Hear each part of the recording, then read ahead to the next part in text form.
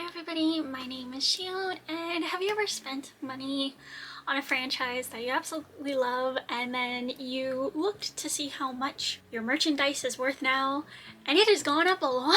Well, that was me recently. So for those who do not know, I am selling actually a bunch of my manga, specifically my single volumes. I had a habit in high school when I got my first job to buy a lot of first volume books. If I liked it, I would continue buying the series, and if I didn't like it, I would just stop at the one volume. Not a smart thing to do. As I'm going through my collection, one of these series that I absolutely love and will never ever sell, but I was just curious to see what the value is at, is my QuinRose manga collection. I love QuinRose. They are out of business. They went bankrupt. Otome game company. They kind of jumped into a lot of different franchises though. Like there's books, acrylics, games, novels. Like when I say books, I mean manga and novels. Lots of fan discs, lots of drama CDs. So I thought it would be fun for me today to show you guys my whole QuinRose collection. Not only that, while editing another video through the footage, I remembered I did a very special unboxing while I was in Japan that I would love to share with you guys of a very expensive game. So yeah, I'm just gonna show you guys my whole QuinRose collection. And if you guys like QuinRose, who's your favorite QuinRose like love interest character ally? I'm very curious. I have quite a few. Oh my god. Okay, so you can't really see, but it's a lot. I guess I will go into series. So for those who do not know, QuinRose is like romantic spins on classical fairy tales usually. Their most famous series is the Alice series, which I'm just going to call Alice. Alice is their most famous one, then probably Crimson Empire, I would assume, would be their second, but there's lots more. I know that there's, I'm pretty sure, Mother Goose based game, which I've never played. A lot of their games came out on PSP, PS Vita, and PlayStation 2. I mainly collected the manga because a lot of them, a lot of them follow specific LIs, and I'm just gonna go through them and kind of tell you guys quick summaries, I guess.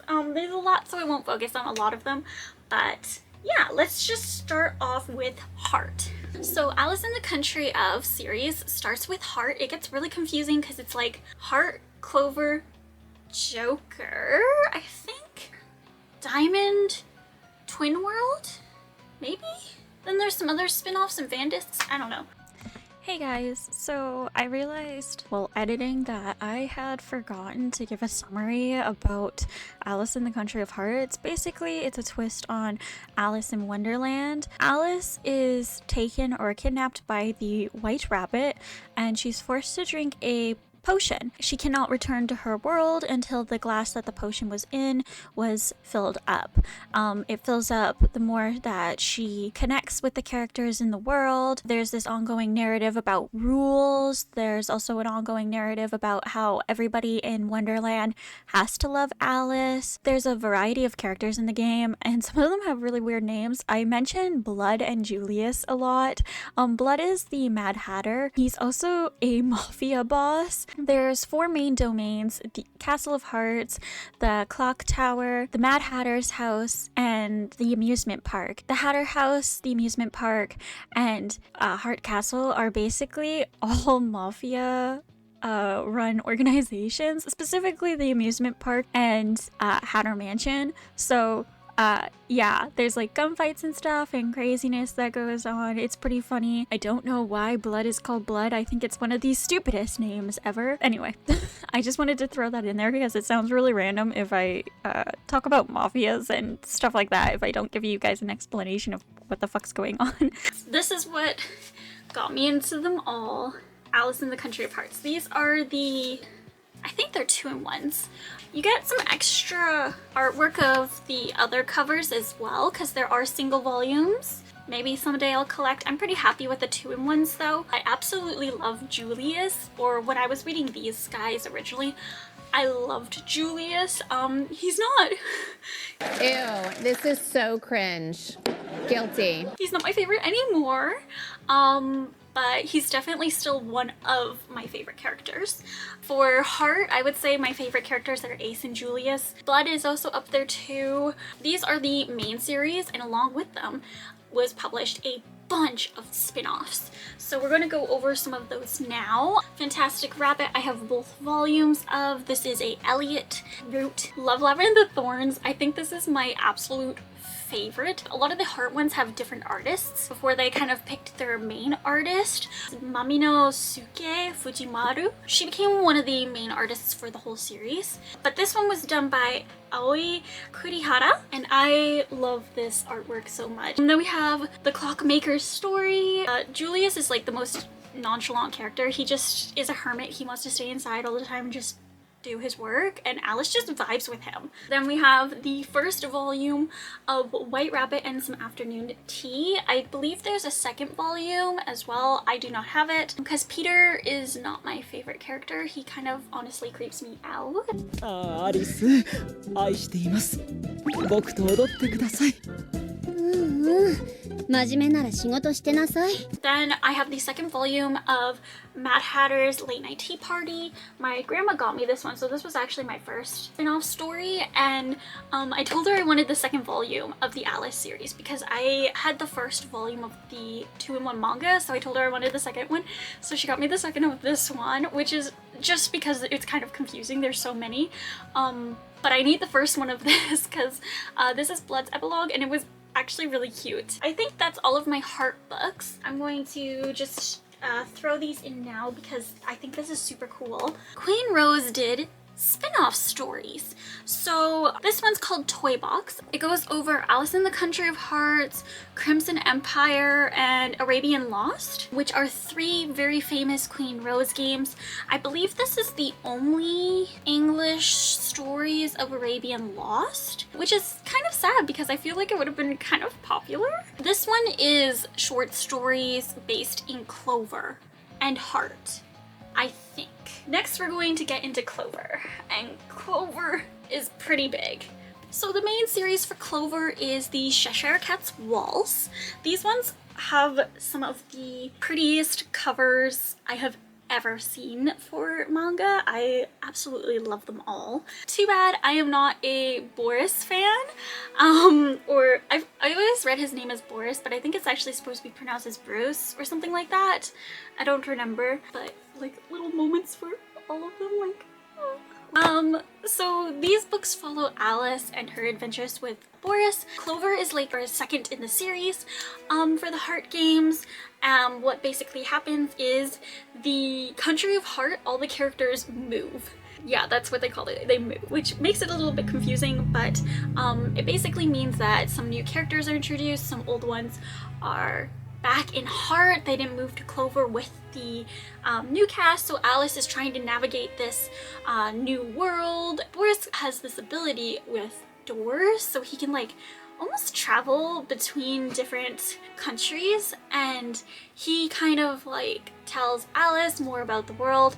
It's one of the better series if you're trying to figure out the lore without playing the games, which please play the game. The first game does have a fan translation, which I will link down below. The games are really fun. They are super long though. And with Clover came a bunch more spin-offs. I do not have them all, but let's go over them anyway. The first one, this is the only matte cover book in the whole series or franchise, which is called The Bloody Twins. This is a Tweedledee Tweedledum spin-off thing. I do not like the twins, so yeah. Ace is a popular character, which means his books are a little bit more expensive, but I do have a few Knight's Knowledge books. I think these are all knights. Yeah. Ace is one of my favorite characters. He was my favorite character for Clover, except for Gray. I really like Gray as well. But yeah, these are Ace's story. He's the yandere character, one of the yandere characters for this series. So I would say he's too crazy in the novels. It's the games. He's nuts in the games. The novels have nothing on that. Nightmare. This is the artist that I do not like. Their art name is Job. They also did another Nightmare series where I don't plan to buy because it's so fugly. I guess if I want to complete the collection, I'll have to get it someday, but I don't have any plans to get it anytime soon. Then we have two March Hares. We have March Hare's Revolution. This one is Elliot going against Blood. Then we have just March Hare. They really love Elliot for some reason. Like, he gets a lot of spin-off stuff. I don't really get it. He's kind of like too golden retriever for me. Then we have Ace of Hearts. This was one of my favorite Clover books. It's just a ace root, but it's just, I don't know. It's really cute. It's kind of fucked up. This one is good. Next, we are on to Joker. I do not have the full Joker set. I think I'm missing, I think this goes up to either 6 to 8 books. These ones are also super pretty. Joker. Joker is a weird series in the Alice universe. So in the Alice universe, I guess seasons are really random, and during this season, the circus comes into town and Joker runs the circus. Joker throughout the whole series has been a evil character. He's like a prison guard. He's like the wild card. Yeah, some crazy shenanigans happens with the circus, and it's just a whole like kind of cat and mouse game between the Joker and Blood. I have to get the last volumes of that. I've already read all of these, by the way. I don't know if I've said that. I've read every single Alice book that has been fan translated or officially in English translation. I haven't jumped really into the Japanese books. I know that there's a couple light novels as well that are exclusively in Japanese, mainly because I'm just not motivated enough to do that. Finally, we are on to Diamond. Diamond is a kind of complicated series because it's kind of split into 2 parts. Yeah, they couldn't keep it simple. Only official English thing we got was a light novel. It doesn't mean it's a good book, but it is. It's a book that was published and translated. The translation for this book is actually pretty well done. Basically what happens is Alice has gotten used to Clover, whichever country she was in before, and Peter brings her to Diamond. But Diamond isn't a move, it's like back in time. So she runs into a bunch of characters while they're younger. The Mad Hatter, who is like the main ally, like the cover boy ally, he does not remember Alice. And in a lot of the other series, he's like kind of protective of her. Like, he's kind of like the character that takes care of her in the background. Blood in this game does not remember her. He also doesn't use like a machine gun. They make a whole point about this. He doesn't use a machine gun. He uses a pistol. He's a lot more arrogant. He's like almost getting used to, it feels like, becoming like a real mafia boss. So yeah, it's about a younger Blood and Alice finding their relationship together. I also don't know if I've said this already, but Blood looks like Alex's ex, who's into her sister. So it feels a lot more natural for him to be younger and interested in Alice than older, if that makes sense. Diamond also has Jericho, and Jericho is one of my absolute favorite Alice characters. Like, he's the older guy that takes care of her.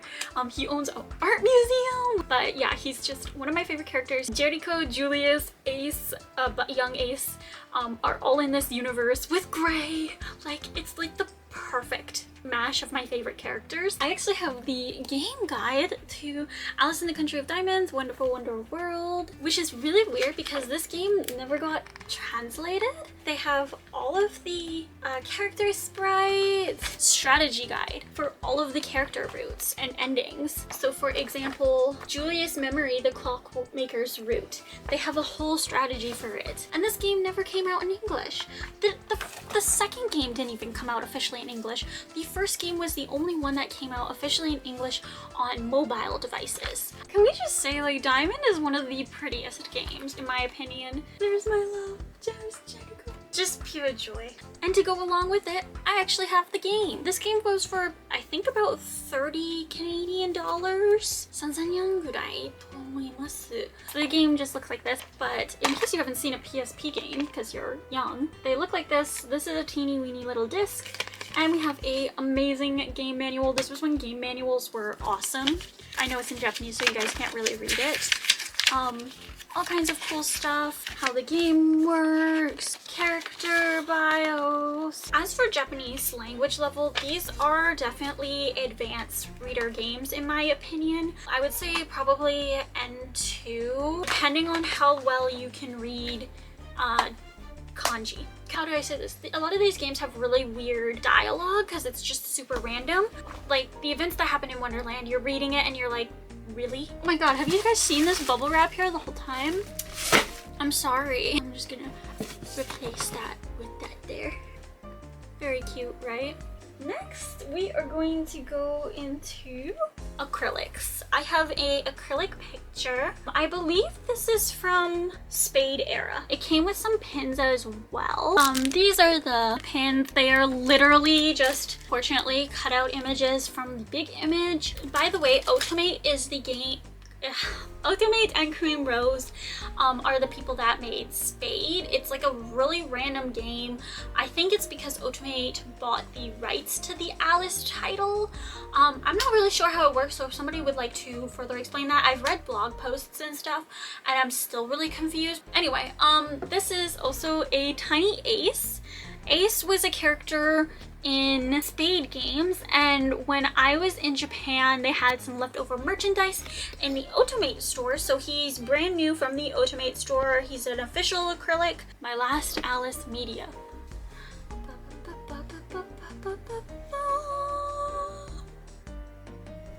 This is worth money. So this is the PS Vita Collector's Edition of Alice in the Country of Hearts. This is very expensive. The price I got it for was actually very good. And not only that, this was sealed. And I fucking opened it because I have no self-control. Because I genuinely wanted to play this game and I wanted to get the trophy for it on my PSN account.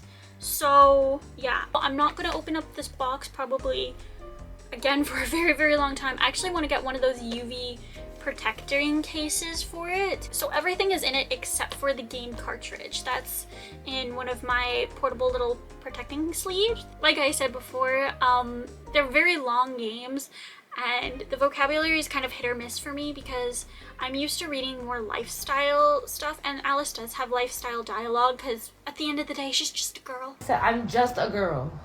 You're just a girl? I'm literally just a girl. But there's certain elements in these games where it's just difficult for me to understand.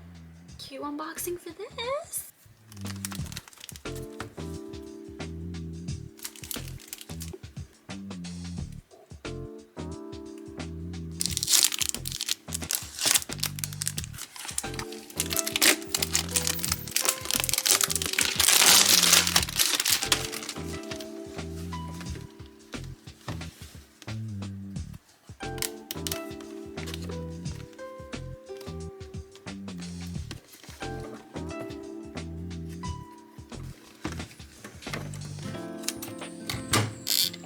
Never been opened. Oh my god. This is crazy.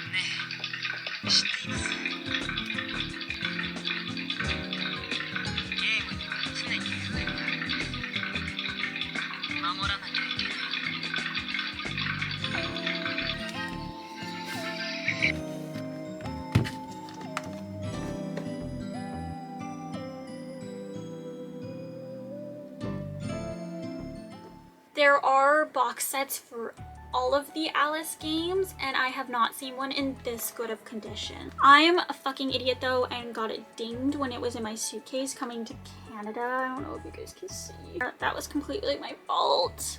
But other than that, she's perfect. She was perfect when I bought her, but I fucked it up. But yeah, I love the characters, and it's a PS Vita game. I'm a PS Vita girly, in case you guys could not pick that up. This was just a game that I knew I was going to buy before, and I saw it for a very decent price, especially compared to other used copies of this game on Medicuddy. So yeah, she's just gonna sit there in all her glory. Next, we're going to jump into the Crimson Empire series. My books are not in the best condition because I bought them used. I don't know if you can still do this, but you used to be able to buy fairly decent quality used books on Amazon. I don't really support Amazon anymore. I haven't for a very long time, not just because of the stuff going on in the States, but I just mean in general, overconsumption. But it used to be you could buy used copies and you wouldn't really get to see the quality of them, so sometimes you get shit quality and other times you get better quality. These were obviously used library books, but some of them were in perfect condition. Volume 3 looks brand new, but my volume 1 definitely looks like she could use a bit of love. I really need to get this glue stain off from an old sticker. But yeah, Crimson Empire is, I would say, QuinRose's second most popular game. It's quite dark. There is a mechanic system where you fight demons in it, which is actually going to be featured in my all the PS2 games that I bought in Japan video, so please check that video out when it's uploaded, or if it's uploaded before this. My upload video schedule thing is a complete mess right now, so yeah, this game is in that video. If you watch my games I bought in the countryside of Japan, I believe this is in it. Crimson Empire. This is the PS2 version of the game. There's also a PSP version and a PS Vita. Please check out my Morioka video. I go into a lot more detail of this game and the manual and stuff. I'm gonna just put her there. These were the only Crimson Empire besides Junk Box that got official translated comics, I believe. They also picked one of my favorite love interests for this series, which is Prince Justin here. And when I say these games are darker, I mean the manga doesn't even really touch upon it, but Sheila is like tortured. Note the games don't go too much into those details.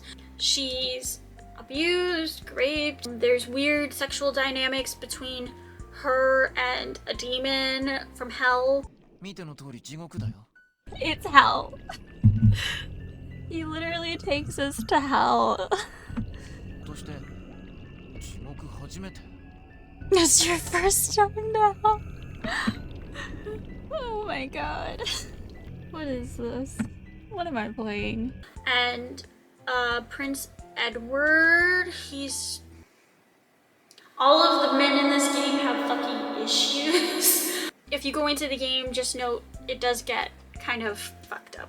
Sorry, my camera, she wants to die. The SD card is full. We have one more item to get through. This is Okashina Shima? Sorry, Okashina Shima no Peter Pan. It is a game about sweets. This was my first full-length visual novel where I played almost every character. Who did I not play? The white-haired character, Scissor, I think is his name in Japanese. I did not really like him. I don't really go for characters like that, so I didn't play his route, but I played, and I didn't play Michael's route because I'm also not into those super happy-go-lucky characters that are like little brother-esque, like fuck those, no thank you, I am not into that. I played all the other characters.